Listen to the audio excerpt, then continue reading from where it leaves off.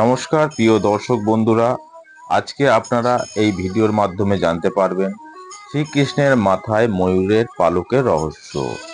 শ্রীকৃষ্ণ যে মস্তকে ময়ূর পালক ধারণ করেন সেটার কারণ বহু লোকের জানা আছে, আবার হয়তো অনেকের জানা নেই। অনেক কাহিনী ও কত কথা জড়িত আছে এই ময়ূরের পালক নিয়ে। আজ আমি দুটি প্রচলিত কাহিনী বলার চেষ্টা করব।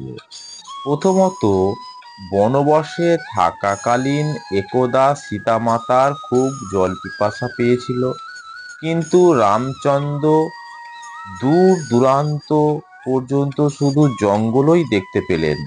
তখন উনি প্রকৃতির কাছে প্রার্থনা করলেন, হে প্রকৃতি, আশেপাশে যেখানেই জল আছে দয়া করে আমায় সন্ধান দিন। তখন ওখানে এক ময়ূর এসে শ্রী রামচন্দ্রকে বললেন, আগে একটু দূরেই জলাশয় রয়েছে, চলুন আপনাদের নিয়ে যাচ্ছি, যাতে রাস্তা ভুল না হয়।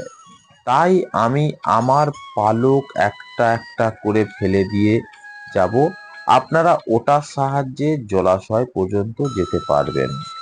বন্ধুরা, আপনারা হয়তো সবাই জানেন ময়ূর তার ইচ্ছের বিরুদ্ধে পালক তুললে আর মৃত্যু অনিশ্চিত। তাই হলো, ময়ূর মৃত্যুর প্রথমে ভেবেছিল সে কত ভাগ্যবান, সে জগতের সবার পিপাসা দূর করে। সে প্রভুর পিপাসা দূর করার ভাগ্য হলো।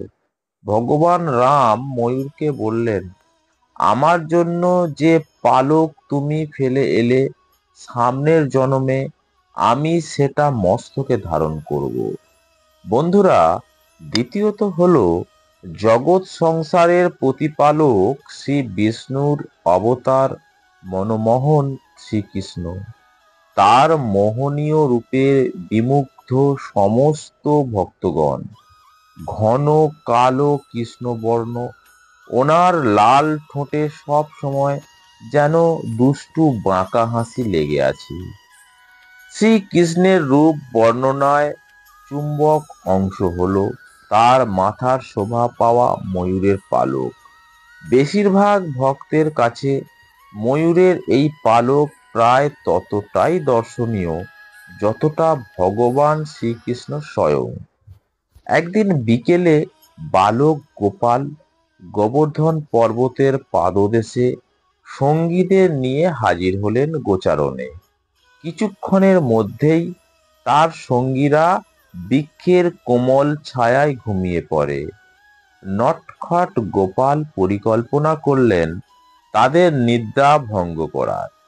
এবার কৃষ্ণ তার ঠোঁটের অমৃত বাঁশিতে ঢাললেন। গম্ভীর অথচ ধীর ছন্দযুক্ত ময়ূর রাগ। এই সুমধুর শব্দ তরঙ্গ গোবর্ধন পর্বতের আশেপাশে বিস্তৃত হতে থাকলো এবং পর্বতের আশেপাশে থাকা ময়ূরদের মোহিত করলো। তারা খুশিতে গাইতে আরম্ভ করলো এবং এই মনমোহন বাঁশি থেকে নির্গত অনাদিত শব্দ তরঙ্গ ময়ূরদের নৃত্য করতে উৎসাহিত করলো। কৃষ্ণ, যিনি সমস্ত শিল্পকলার উৎস, তিনি ময়ূরদের নাচ দেখে খুশি হলেন এবং তাদের উৎসাহিত করলেন। একসময় তাদের ধ্বনি প্রতিধ্বনি প্রভেদসন্ন হয়ে গেল এবং উত্তেজনায় পাখা খুলে নৃত্য করতে লাগলো। সব ময়ূরেরা যখন নৃত্য করছিল, তখন ময়ূরদের রাজা শ্রীকৃষ্ণের নিকট গিয়ে তার চরণ স্পর্শ করে একটা শব্দ করল। শ্রীকৃষ্ণ বুঝলেন এটা ময়ূর রাজার ধন্যবাদ জ্ঞাপন এবং অনুরোধ, তিনিও যেন তাদের সাথে নাচেন। শ্রীকৃষ্ণ তাদের অনুরোধ স্বীকার করলেন এবং তাদের মাঝে গিয়ে দাঁড়ালেন। ময়ূরদের মতো তিনিও নৃত্য শুরু করলেন। ধীরে ধীরে লয় বাড়ালেন এবং ময়ূররাও তাদের পদ সঞ্চালনের সাথে তাল মেলাতে লাগলেন। শ্রীকৃষ্ণ তাদের সাথে নৃত্য করায় তারা খুব অভিভূত হচ্ছিল। এই অনুভূতিতে কয়েকটা ময়ূর মূর্ছা গেল। গোবর্ধন পর্বতের সমস্ত পশু ও রাখালগণ জাদুমুগ্ধ হয়ে দাঁড়িয়ে রইল। অনেকক্ষণ নৃত্য করে ময়ূরেরা নৃত্য থামায়। এরপর শ্রীকৃষ্ণ নিজের লয় ছন্দে নৃত্য শুরু করলেন। কয়েকদিন পর যেদিন তিনি থামলেন, চারিদিক তখন নিস্তব্ধ। ময়ূরের রাজা অতি বিনয়ের সঙ্গে মাথা নত করে বললেন, আপনি আমাদের এক আনন্দ উৎসব উপহার দিলেন। আমাদেরও উচিত আপনাকে গুরুদক্ষিণা দেয়া। আপনি আমাদের একমাত্র সম্বল, পালক গ্রহণ করুন। এরপর পরমানন্দে অশ্রু বিসর্জন দিয়ে অনেকগুলো স্বর্গীয় পালক ত্যাগ করলেন এবং প্রার্থনা করলেন তিনি যেন এই পালক শরীরে ধারণ করেন। মঞ্জুর হলো প্রার্থনা। সেই থেকেই শ্রীকৃষ্ণের মস্তকে শোভা পায় ময়ূরের পালক। বন্ধুরা, বলা হয় 7টি রঙের সবকটি রং উপস্থিত থাকে ময়ূরের পালকে। তাই মানা হয় এটি ধারণ করে শ্রীকৃষ্ণ জীবনের সব রং ধারণ করার প্রতীক হন। ভগবান শ্রীকৃষ্ণ সারা বিশ্বকে ধারণ করে আছেন। তার অপার লীলায় আমরাও আচ্ছন্ন। বাড়িতে ময়ূরের পালক থাকলে তার থেকে পজিটিভ এনার্জি ছড়িয়ে পড়ে বলে মনে করা হয়। শ্রীকৃষ্ণের কাছে ময়ূরের পালক ছিল অত্যন্ত প্রিয়। তাই ময়ূরের পালক তিনি সব সময় মাথায় ধারণ করে থাকতেন। এছাড়া মা সরস্বতীর, কার্তিক, গণেশ, মা লক্ষ্মী ও দেবরাজ ইন্দ্রেরও ময়ূরের পালক খুব প্রিয় ছিল। বাড়িতে ময়ূরের ছবি রাখলে ইতিবাচক শক্তি ও সৌভাগ্য বৃদ্ধি পায়।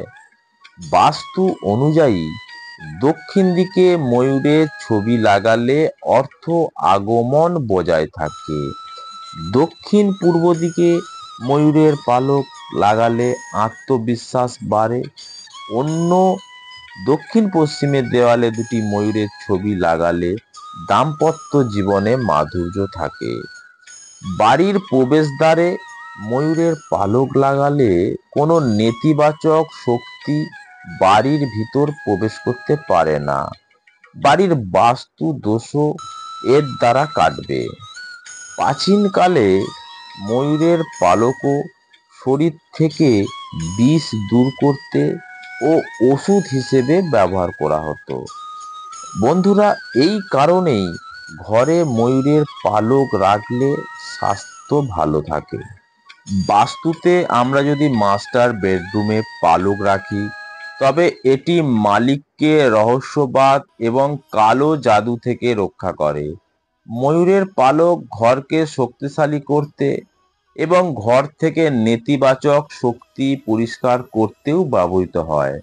ময়ূরের পালকের একটি গুচ্ছ বা পাখা আলতো করে নেড়ে এটি করা যেতে পারে। ঘরে ময়ূরের পালক রাখা শুভ বলে মনে করা হয়। বাস্তুশাস্ত্রে 4টি ময়ূরের পালক বেঁধে উত্তর পূর্ব দেয়ালে রাখতে হবে।